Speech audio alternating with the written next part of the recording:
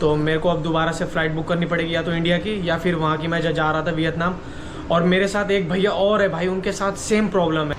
मैंने भाई फ़्लाइट की शक्ल देखी, मतलब जैसे पास में है ना एकदम बिल्कुल, फ़्लाइट मेरे सामने खड़ी हुई थी। मैंने कहा जान दे, वो लेडी, पता नहीं लेडी को क्या दुश्मनी थी, कह रहे वीज़ा दिखाओ। कि मैंने ध्यान नहीं दिया, जो मेरा फ़ोन में वीज़ा था वो 8 तारीख तक में अप्रूव हो गया था, मैं उसके बाद कभी भी जा सकता हूँ। लेकिन जो पेपर निकला था ना, उसमें था 10 तारीख। लिटरली भाई मेरे से पहले 2 बंदे डिपोर्ट। गुड मॉर्निंग गाइस, स्वागत है आपका एक नई वीडियो में। और आज होने वाली है हमारी कंट्री नंबर 3, क्योंकि आज मैं जाने वाला हूँ वियतनाम। तो अभी फ़िलहाल मैं हॉस्टल से बाहर निकल गया हूँ, और मेरे को 10 रिंगिट में जो हॉस्टल मिला था वो मेरे को बलदेव भाई ने दिलवाया था, जो कि है नेपाल से। उन्होंने मेरी इतनी मदद करी है ना भाई, मैं बता नहीं सकता, क्योंकि वो यहाँ पे 12 साल से जॉब कर रहे हैं, पिछले 12 साल से, उन्हें सारा एक्सपीरियंस पता है। तो आज की वीडियो भाई नॉलेजफुल होने वाली है। मैं सारा प्रोसीजर आपको बताऊंगा कि यहाँ पे क्या प्रोसीजर आप फॉलो करके जॉब ढूंढ सकते हो, और क्या तरीका है यहाँ आने का, वीज़ा, फ़्लाइट, करेंसी, सिम, हर एक चीज़ बताऊँगा आज की वीडियो में। तो भाई मज़ा आने वाला है। फ़िलहाल अभी मैं जा रहा हूँ यहाँ से करेंसी एक्सचेंज के पास। मेरे को आज करेंसी एक्सचेंज करवानी है। मेरे पास कुछ थाई बाट है, कुछ रिंगिट है, कुछ इंडियन करेंसी है। तो मैं सोच रहा हूँ यार अभी इंडिया जा नहीं रहा हूँ मैं, तो एक्सचेंज करवा लेता हूँ। तो चलते हैं फ़िलहाल अभी और एक्सचेंज करवा लेते हैं। ये फ़िलहाल देखो, ये मार्केट है भाई, यहाँ जो ये पूरा मार्केट है। तो भाई ये रहा चौकिट। अभी इस वक्त हम चौकिट पे, और हमें जाना है KL सेंट्रल। तो मेरे को यहाँ पे एक चीज़ देखनी है कि जब मैं थाईलैंड में था तो मेरे को वहाँ से ब्लू लाइन, ग्रीन लाइन जब हम चेंज करते हैं तो उन्होंने एग्ज़िट करके दोबारा टोकन लेते हैं। और यहाँ पे भी कुछ ऐसा ही नहीं है। मैं क्या, मेरे को अभी पता नहीं है, वो पता चल जाएगा, क्योंकि यहाँ से मेरे को रेड लाइन पे जाना है।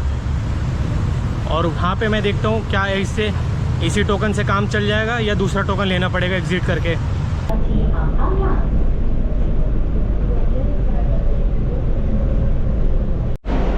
भाई यहाँ पे देखो डिस्प्ले में, यहाँ पे जो देख रहे हो, यहाँ पे टोटल 5 लाइन है।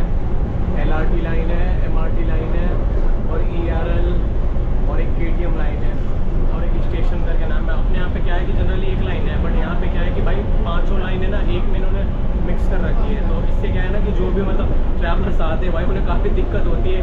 और मैं फ़िलहाल KTM लाइन में हूँ अभी। KTM लाइन की मेट्रो भाई कुछ इस तरीके की होती है। देखो यहाँ पे जो देख रहे हो आप, हमारे यहाँ क्या होती है, जो साइड में होती है ना सीटें, साइड में यहाँ पे कम है जनरली। देखोगे तो आप ये देखो, साइड में बहुत कम है, यहाँ पे साइड में नहीं है बिल्कुल। मोस्टली यहाँ पे जितने भी देख रहे हो सारे बीच में ही है। भाई यार अजीब है, मैं ये टोकन डाल रहा हूँ, टोकन ले ही नहीं रहा। मैं टोकन डाल के तंग हो गया, ले नहीं रहा टोकन, समझ नहीं आ रहा मेरे को यहाँ पे टोकन। और मैं टोकन पिछले 5 मिनट से ट्राई कर रहा हूँ। ये देखो, ये कुछ इस तरीके का टोकन है, बट ले नहीं रहा है। और दिखा रहा हूँ मैं आपको, देखो यहाँ पे आके दिखा रहा हूँ मैं आपको, ले नहीं रहा टोकन। मैं डाल रहा हूँ, ट्राई कर रहा हूँ। मोस्टली लोग यहाँ से एग्ज़िट कर रहे हैं और मैं भी कर रहा हूँ। देखो यहाँ पे, अभी यहाँ पे देखो, ये टोकन टच करूँगा कुछ नहीं करेगा। यहाँ पे टोकन डाल दूँगा, देखो यहाँ पे अलार्म खुल ही नहीं रही है, किसी में भी नहीं खुल रहा है, इनका भी नहीं खुल रहा है, और सबका खुल गया, पता नहीं मेरा ही क्यों नहीं खुल रहा भाई। देखो खुल नहीं रहा बिल्कुल। ये देखो क्या दिखा रहा है,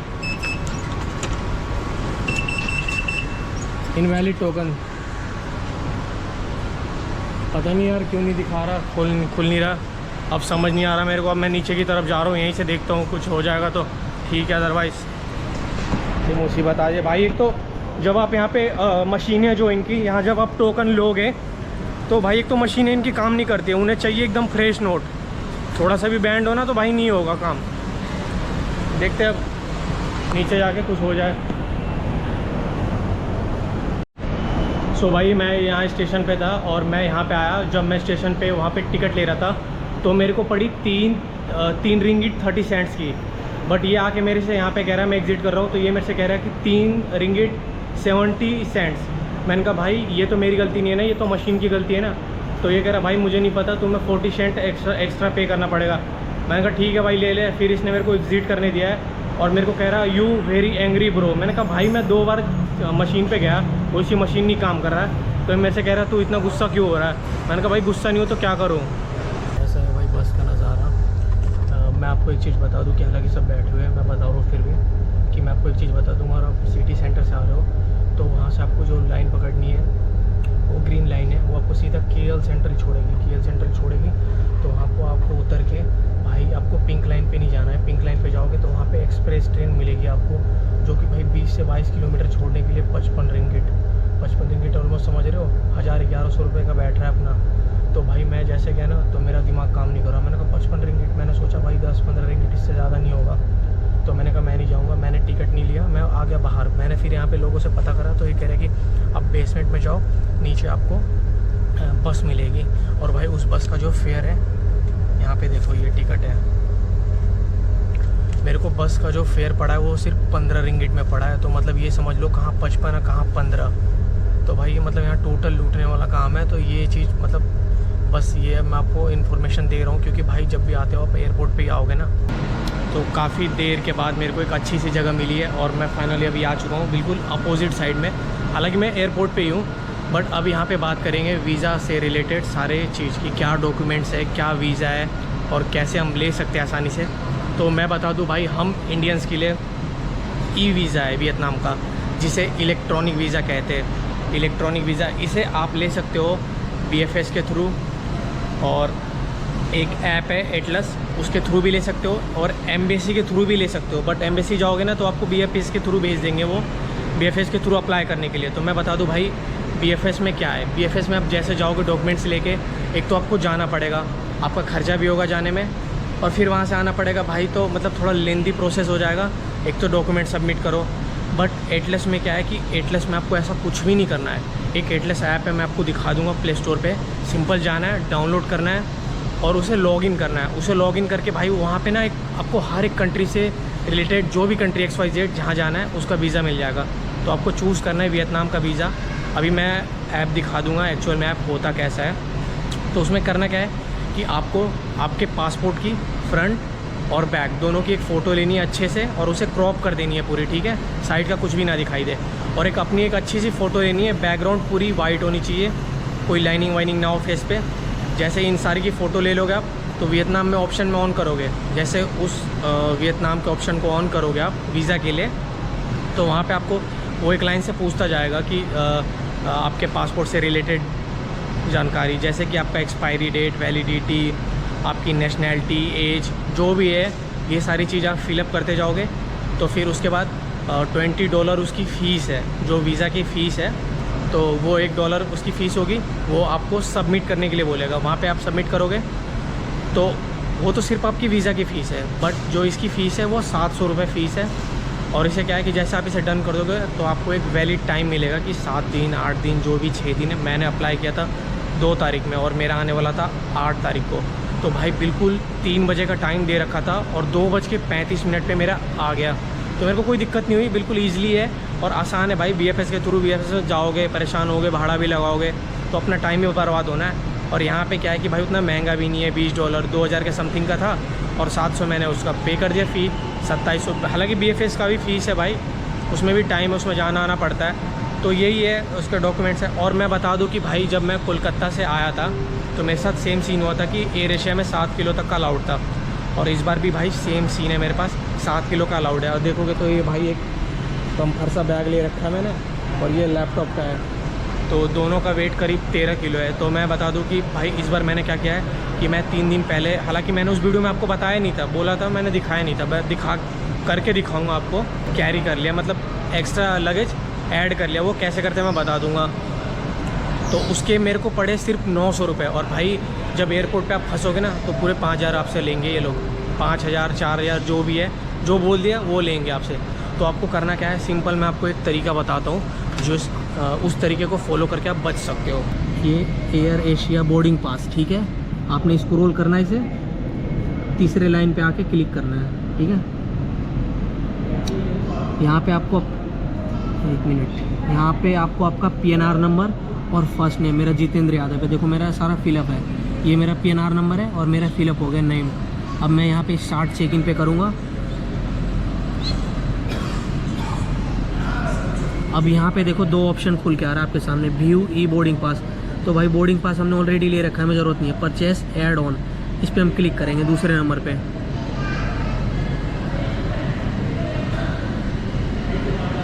थोड़ा टाइम ले रहा है सर्चिंग में, क्योंकि नेट थोड़ा स्लो चल रहा है, पता नहीं क्यों। अब यहाँ पे देखो चेक इन और सीट लेनी नहीं है, मैं सीट भी ले सकते हो, तो यहाँ पे चेक इन पे हम जाएंगे और यहाँ पे देखो अगर 20 kg का ले रहे तो 111 रिंगिट का रहा है। और मेरा देखोगे तो भाई ब्रिंग है टोटल 14 किलो का है, मैं 14 किलो तक कैरी कर सकता हूँ। मैंने मॉर्निंग में ही 7:30 बजे के समथिंग मैंने 7 kg का और एक्स्ट्रा कर लिया था। तो अब मैं बताऊँ तो मैंने भाई मेरे को 3 दिन पहले वो 1900 रुपये का पड़ रहा था। 3 दिन पहले अगर मैं उसे एक्स्ट्रा ऐड करा था तो मैंने कहा यार ऑन द स्पॉट करेंगे 6 से 7 घंटे पहले। तो मैंने 6-7 घंटे किया तो मेरे को सिर्फ 50 रिंगिट का पड़ा है भाई, और जो कि वो 900 कुछ रुपए का हो रहा है, 940-60 रुपये का समथिंग हो रहा है जो भी। भाई ये देखो मैंने ऑर्डर किया है, एक बर्गर है, चिकन बर्गर है और एक बोतल पानी है। अभी मैंने बर्गर और एक वाटर बोतल लिया है और उसके लिए मैंने पे करे भाई 14 रिंगिट 40 सेंट्स। मतलब ये मान लो कि अंदर में भाई वो 280 रुपये का पड़ा है मेरे को, उससे भी प्लस का ही मान लो। लेकिन क्या कर सकते, भूख लग रही थी, मेरे पास रिंगिट भी पड़े हुए थे तो मैंने कहा कि यार इसका करूँगा क्या, मैं 20-30 रिंगिट का कुछ खा लेता हूँ। और भाई जैसे मैं अंदर आया ना तो आज मैंने एक्स्ट्रा बैगेज का मतलब पहले से ही परचेज़ कर रखा था, बट आज भाई किसी ने नहीं मेरे से पूछा, किसी ने पूछा ही नहीं। मैंने अपना बोर्डिंग पास ऑनलाइन निकलवा लिया था, कह रहे से लेके सीधे तुम चले जाओ। मेरा सिर्फ एक बैग का वेट करा, जो पीछे वाला बैग देख रहे हो ना बड़ा वाला, वो 8.5 kg का है, बट कह रहे तुम जाओ। पता नहीं यार क्या है, मतलब वहाँ पे जब मैं कोलकाता से कर रहा था फ्लाई तो वहाँ पे तो भाई मेरे को पकड़ लिया, वहाँ पे कह रहे कि तुम दो मेरे को 5000 रुपये, और यहाँ पे किसी ने कुछ नहीं मांगा। बट भाई यही है कि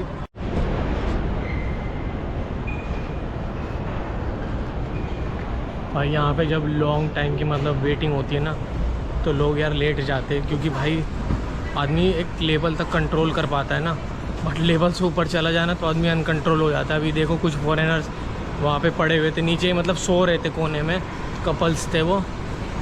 बट यही है, चलो कोई नहीं।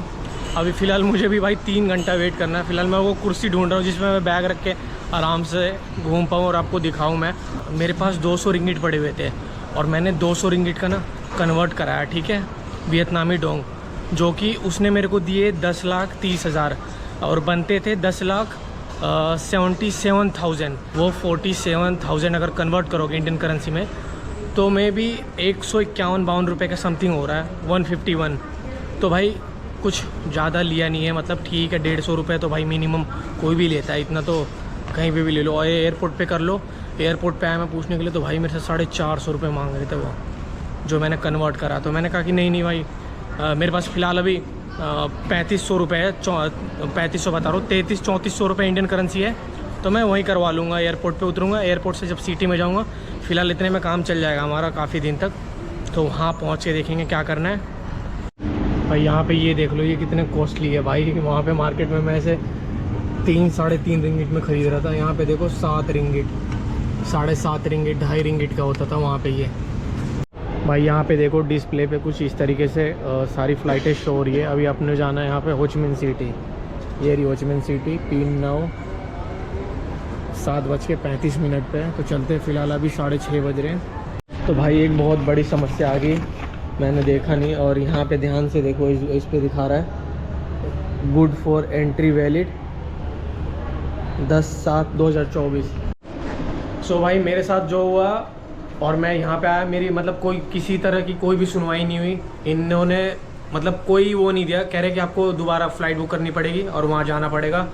तो मेरे को अब दोबारा से फ़्लाइट बुक करनी पड़ेगी, या तो इंडिया की या फिर वहाँ की। मैं जा रहा था वियतनाम, और मेरे साथ एक भैया और है भाई, उनके साथ सेम प्रॉब्लम है और वो ऑस्ट्रेलिया जा रहे थे। मैं मिलाता हूँ, सोम भैया है वो, और ये रहे भाई। तो आपके साथ बताओ क्या प्रॉब्लम है। उन्होंने मतलब एयर एशिया से आपको मतलब क्यों उन्होंने वो कर दिया, फ्लाई नहीं करने दी आपको?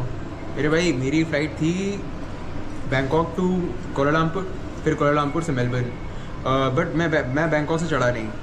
मैं चढ़ा था बिकॉज मेरी एक पास एक मैं बैंकॉक तो गया था, बट मेरे पास एक इमरजेंसी आ गई, इसके करके मुझे इंडिया जाना पड़ा। उसके बाद मैं चेन्नई से यहाँ पर आया। यहाँ पर आने के बाद एयरपोर्ट पे तब मैं लैंड हुआ, मैंने एयरपोर्ट स्टाफ से पूछा कि भाई मेरी कनेक्टिंग फ़्लाइट है यहाँ से यहाँ तक की, और मैंने उनको अपने सारे डॉक्यूमेंट्स दिखाए और मैंने उनसे कंफर्म किया कि मैं फ़्लाइट अपनी बोर्ड कर सकता हूँ, कोई दिक्कत तो नहीं होगी। उन्होंने कहा नहीं भाई जी कोई दिक्कत नहीं, आप चढ़िए कोई दिक्कत नहीं। मैं 4 घंटे मैंने उनसे 4 बार पूछी ये बात कि मैं कर सकता हूँ, उन्होंने कहा कोई दिक्कत नहीं। तब 40 मिनट बचे और मेरी बोर्डिंग ऑन हुई।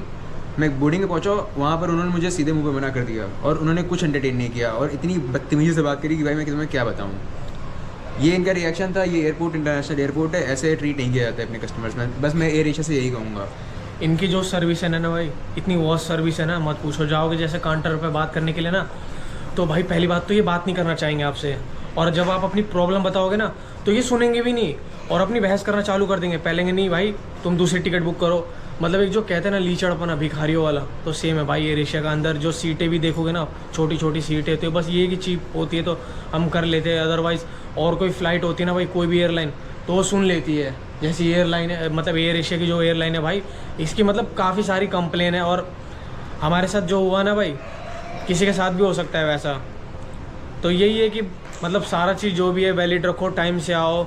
और टाइम से भी क्या हुआ हो यार, 7 बजे की फ़्लाइट थी बैंकर, 1 बजे आया था मैं। अब क्या सुबह आके बैठ जाओ 5 बजे? मैं तो 4 घंटे से भाई, मैंने 4 घंटे में 4 बार पूछा उनसे, तब भी उन्होंने मुझे कोई जवाब नहीं दिया। सेम जवाब उनका रहा कि हाँ भाई आपको कोई दिक्कत नहीं होगी। पर जब मैं बोर्डिंग, अगर मैं 4 घंटे पहले यहाँ पर इनके पास आता तो शायद कुछ हो सकता था। यहाँ पर एयरपोर्ट की भी गलती है। मैंने भाई फ़्लाइट की शक्ल देखी, मतलब जैसे पास में है ना एकदम बिल्कुल, फ़्लाइट मेरे सामने खड़ी हुई थी। मैंने कहा जान दे, वो लेडी, पता नहीं लेडी को क्या दुश्मनी थी, कह रहे वीज़ा दिखाओ। और उसके बाद पता नहीं उसे क्या लगा नहीं लगा, उसके बाद कह रही नहीं, मेरे को डिनाई कर दिया वहाँ से। मतलब कह रही नहीं, जाओ तुम काउंटर पे एयर एशिया के और वहाँ पे बात करो। उसे पता है एयर एशिया के काउंटर पे भाई कैसे भिखारी बैठे पड़े ये पैसे लेने के लिए, दोबारा पैसा दो। और मैं उस पर गया भी काउंटर पे, कितने बता रहा, 400 रिंगिट। अगर 400 को करोगे तो 7200। भाई नेट पे अभी भी 6000 का आ रहा है। भाई ये देखो टाइम कितना हो रहा है, सुबह के 6 बज रहे हैं और आज है 10 जुलाई। और भाई बता दूं कि जब मैं प्रॉब्लम में फंसा था, आपने वीडियो देखी होगी, तो मैं गया एयर एशिया के काउंटर पे। भाई उन्होंने मेरी कोई सुनवाई नहीं करी। और मेरे साथ एक भाई और था। उन भाई की क्या कंडीशन थी कि इंडिया से ऑस्ट्रेलिया की फ़्लाइट थी, बट क्या था कि कनेक्टिंग फ़्लाइट थी। इंडिया से उन्हें आना था बैंकॉक, और बैंकॉक से कोलालमपुर। उन्होंने क्या करा कि सीधा इंडिया से कोलालमपुर आ गए। तो भाई इन्होंने 4 बार बोला कि हाँ फ्लाई कर सकते हो, बट भाई बोर्डिंग इन्होंने करने नहीं दी। जब एंड टाइम पे जब फ़्लाइट लगी होती ना, करने नहीं दी। और सेम कंडीशन मेरे साथ भी भाई, कोई सुनवाई नहीं। मेरे 5000 रुपये थे, मतलब वो मान लो कि वो चले गए, कुछ नहीं हुआ। तो अब यही कि मैंने दोबारा टिकट बुक करी है और अब देखते हैं वहाँ पे क्या होता है। जो भी होगा बताऊँगा मैं। लेकिन भाई ऐसा क्या है ना कि ऐसा किसी के साथ ना हो, मतलब बहुत बुरा होता है, फील होता है। मेरे केस में क्या हुआ कि मैंने ध्यान नहीं दिया, जो मेरा फ़ोन में वीज़ा था वो 8 तारीख तक में अप्रूव हो गया था, मैं उसके बाद कभी भी जा सकता हूँ। लेकिन जो पेपर निकला था ना, उसमें था 10 तारीख, और मेरा जो टिकट था वो भाई 9 तारीख में नहीं, 9 तारीख में 8 बजे का था। तो उस केस में क्या हुआ कि भाई मैं 4 घंटे क्या 2 घंटा तो भाई वहाँ पे भी जाने में लगता। सिर्फ 2 घंटे के लिए उन्होंने मेरे को जाने ही नहीं दी। भाई मेरी टिकट, मतलब जो भी थे ना फेयर, वो ख़त्म हो गया। तो इन्होंने कुछ नहीं किया भाई, कोई सोल्यूशन नहीं है। गया काउंटर पे, कभी इधर कभी उधर, दोबारा मैंने बुक करी हार पछता के। तो यही है भाई, अब देखते हैं वहाँ पे। आई होप सब चीज़ अच्छे से हो जाए। यहाँ पे जो होने था भाई, यहाँ पे तो हो ही गया, कोई बात नहीं, सब एक्सपीरियंस है।